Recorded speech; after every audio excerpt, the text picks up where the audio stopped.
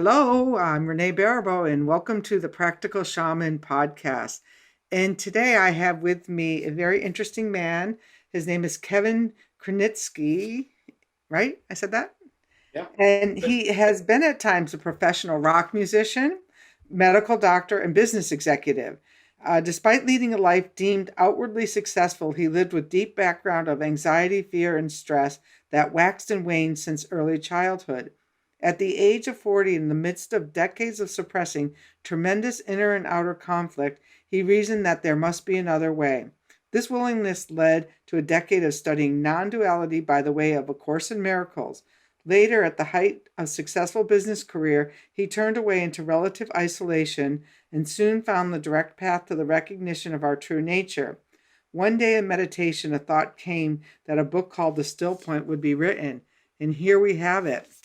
And what I was telling Kevin before we started was that being the practical shaman who wrote Winds of Spirit, that the very first opening in part one was a quote from Thomas Merton: "For nothing has ever been said about God that hasn't already been said better by the wind and the pines." And that's true for me. And what I really recognized right away is your love of nature. And you don't realize that's not what the book is about per se, but you certainly must have spent time in nature with your metaphors and your experience of the still point being that other. For me, it's wind. Once I found the wind, I never had to look sideways to for any other kind of recognition or awareness because the wind had my back. And I can tell that you've had, maybe you don't call it the wind, but that type of an experience in your life that you're sharing about in this book. So welcome. Thank you, Renee. So tell us. So you had, as a rock musician, what instruments did you play? I played the bass guitar and helped to write songs for Nice. time, long time ago, long time ago. And then you were a medical doctor too? Yeah, I went to medical school after that particular phase, and then kind of went into business for many years. Really, life sciences and the biotech business, pretty much based around that kind of medical degree. Okay. And then is that what you were as a business executive? Yeah, yeah. Well, see, for me, and let me, since you don't really know me very well, but for me, there's always these people like, oh, I want to do that other work. Well, to me, there is no other work. I work as a marketing executive at a behavioral health organization, and it's not a separation between me being a shaman, being present, and showing up there as a marketing executive. But it sounds like that you had a time in your life where you needed to actually break away from being that business executive to really get clear on who you are and what you bring to the world. Tell us about that. Yeah, I think it was just that classic turning away from the world for a period of time. It had become clear that, um, you know, uh, although the world, things were going well in terms of how the world we live in would define things. That happiness and that peace wasn't there. There was a lot of conflict in my life and a lot of anxiety, as I mentioned in the book, since I was, very young. That kind of waxed and waned, and it was very clear at a certain point that the answers couldn't be found out there in experience. More, whatever it was, wasn't more money, more fame, more power, whatever wasn't going to deliver that. And that's when it became clear, and the opportunity was there to really turn inward and move away from experience for a little bit, to really turn inward and understand what we are at our very basic core, at our very basic nature. And and I told Kevin right off the bat, like I interview a lot of authors, and I love to interview authors, and I have the world's I think she's one of the best editors going, and I always, when I read a lot of books, I'm there like, Oh, they should have had my editor. But your book is really, really well written, and it engages you right from the front with some new ideas. Although it sounds like you came through the Course of Miracles. Did you leave that body of work behind, or what brought you to this still point?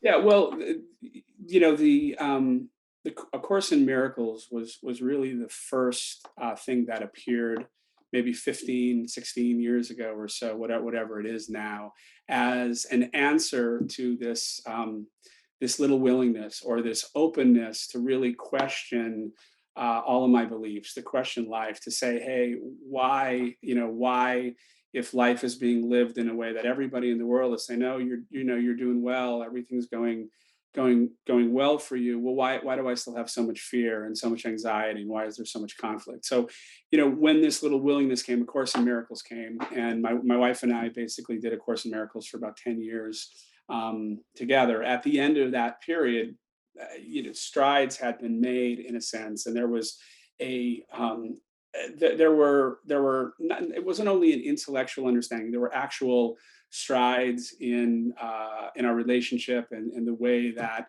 we interacted with the world. But they were still, the conflict was still there, the anxiety was still there, the fear, was still there.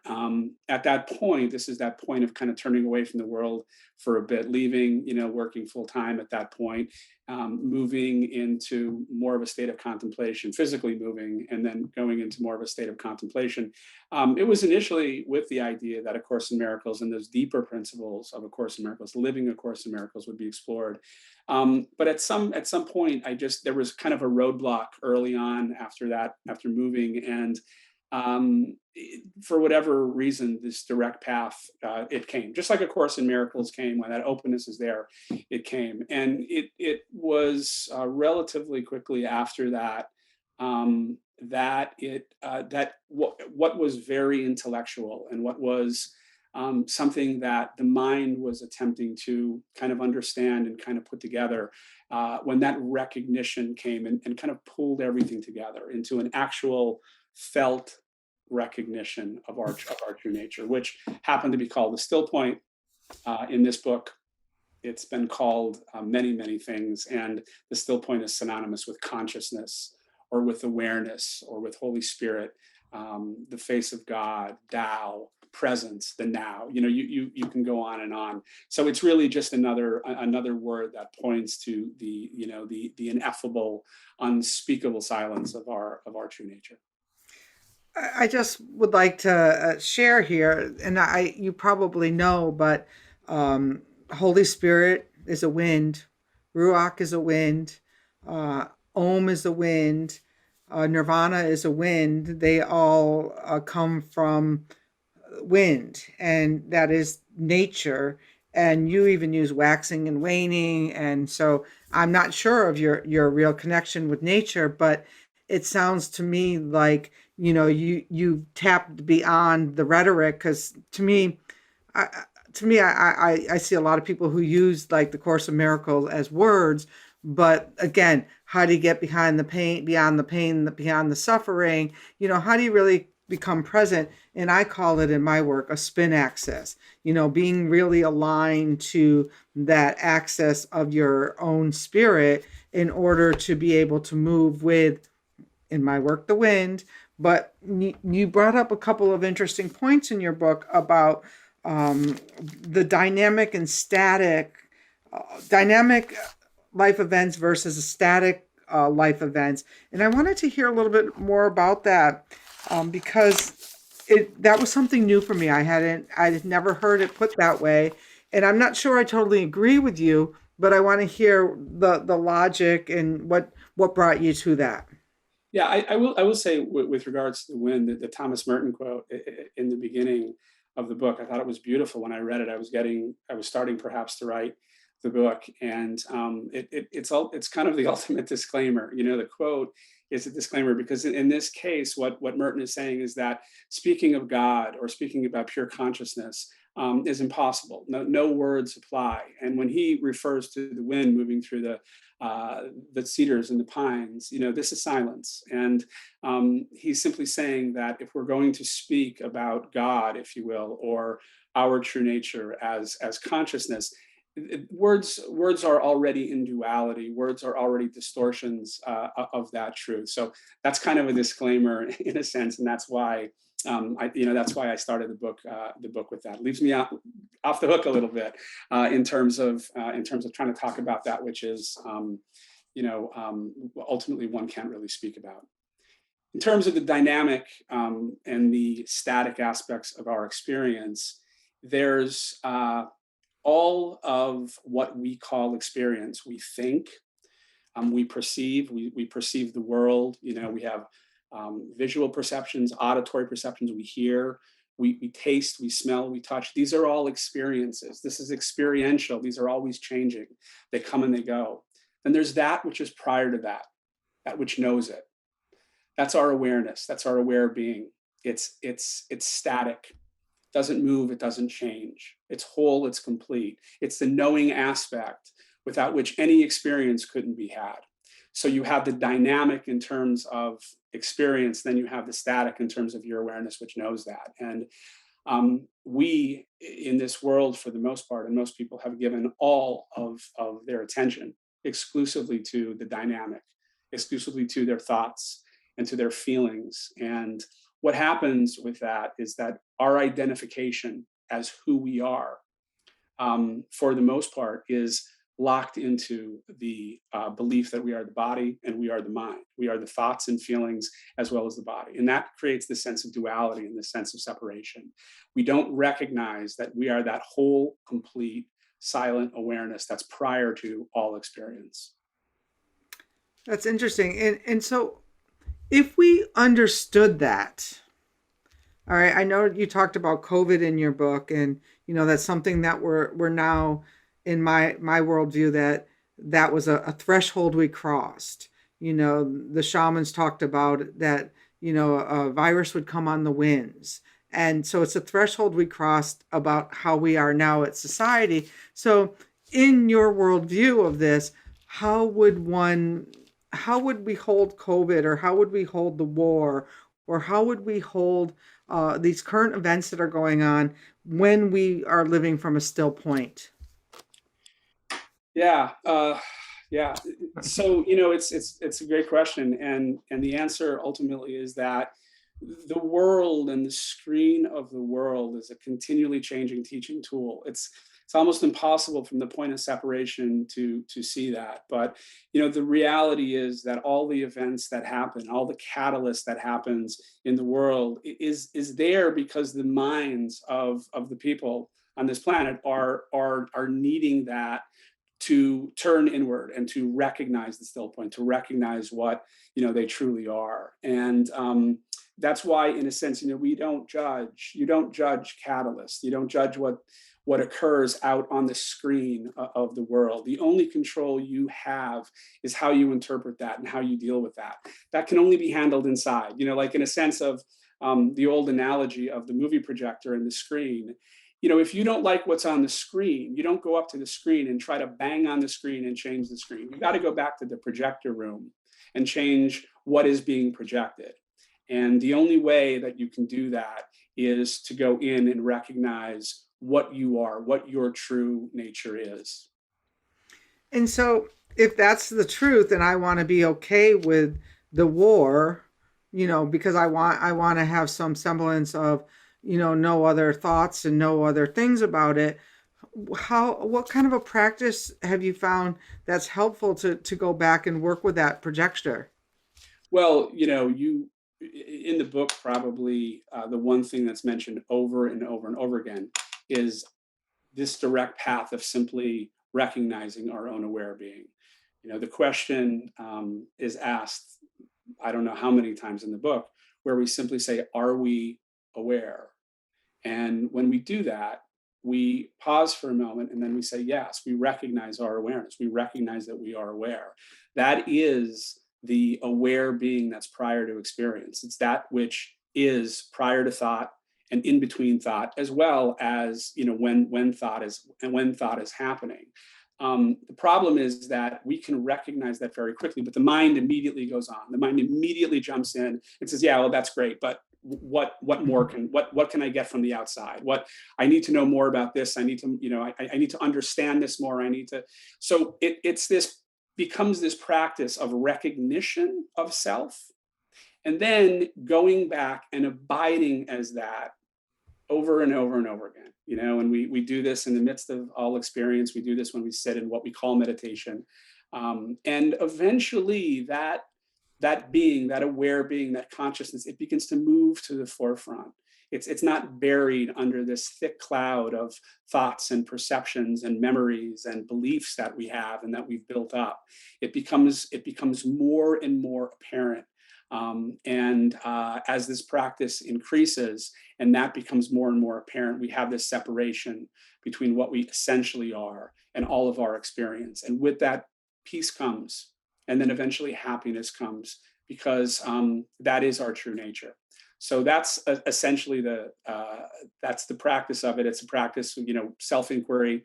It's the practice really of the direct path, of going directly to and recognizing fundamentally what we are by recognizing our simple awareness.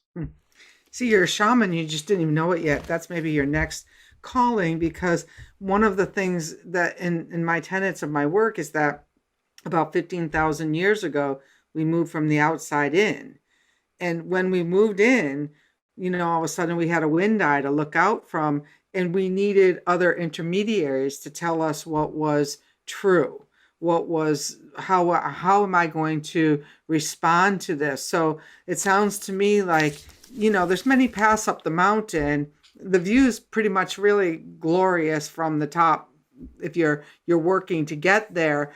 But the way that you would come into this awareness, do you have a little tip or tool you could tell somebody, like, if I'm unaware at the moment, how do I jump back into my awareness? No one's unaware. No one's ever been unaware. Awareness isn't something you acquire. It's not something you obtain. You are awareness. This is your true nature. This is what you always already are. It is obscured by the continual fascination and identification with experience, with everything that comes and goes, with that which is ephemeral. I mentioned our thoughts and feelings a lot in the book. And it's true that we identify with our thoughts and feelings, as opposed to seeing that thoughts and feelings also simply come and go. They arise from our awareness. So, this isn't about becoming anything. It's not about moving towards something. It's not about a path. This is about the recognition of that which we always already are. And I guess I might have didn't frame the question right. So tell us like a simple tool that you use in your book to put your attention back to your awareness. So I'll ask you a question now. Renee, are you aware? Always aware. So there was no hesitation in that. You didn't have to intellectualize that. You asked yourself the question, and you essentially you recognize your awareness. You stay as that aware being. You are that knowingly. You be that knowingly. That is the practice of this. That's the practice. As I mentioned, any sentient being who understood that question and could be asked that question would say, yes, I'm aware. The problem is the mind comes in immediately, and the mind says, oh, great, what? It's so intimate, it's so personal, it's so always present that it is overlooked. We simply overlook it, and we then go back out to our thoughts, we go back out to our feelings, we go back out to information in the world, and we look for the awareness in the one place it can never ever be found, which is out in experience. So that ultimately is the practice. I will say that people really like to talk about experiences around, what was your spiritual experience? What type of experiences have you had? Experiences are fascinating to the mind, because in the heat of great suffering, for example, great anxiety or great suffering, or sometimes if people well, let's just say in the heat of great suffering, if the mind drops away and awareness is left, that peace is very, very apparent because it is so contrasted with the storm of mind that happens.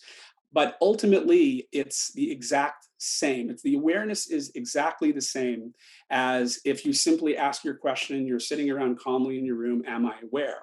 It's just that the experience around is less turbulent, so that awareness isn't really appreciated as such, as much as when someone has this great mystical experience, which ultimately simply means the mind dissolves, and the anxiety, the suffering, the fear goes away, and you're left with this simple sense of peaceful awareness. In that case, it becomes quite apparent. But what we do is we go and we try to grab onto the experience, and we try to talk about the experience as opposed to the awareness that simply knows that experience. And I mean, somebody listening, okay, they could say, oh, this is all well and good. You've got two people doing a podcast, teachers, authors, probably happier with their lives. But what about the people who are out there in chronic pain and suffering? What tip or tool would you give to that person? Or is your book for somebody who's already in pain and suffering? Or is it somebody who's already moved a little bit from there? So say that I work with, in a treatment center where there's a lot of behavioral health issues with the people being in real suffering and real pain. What is your advice for them?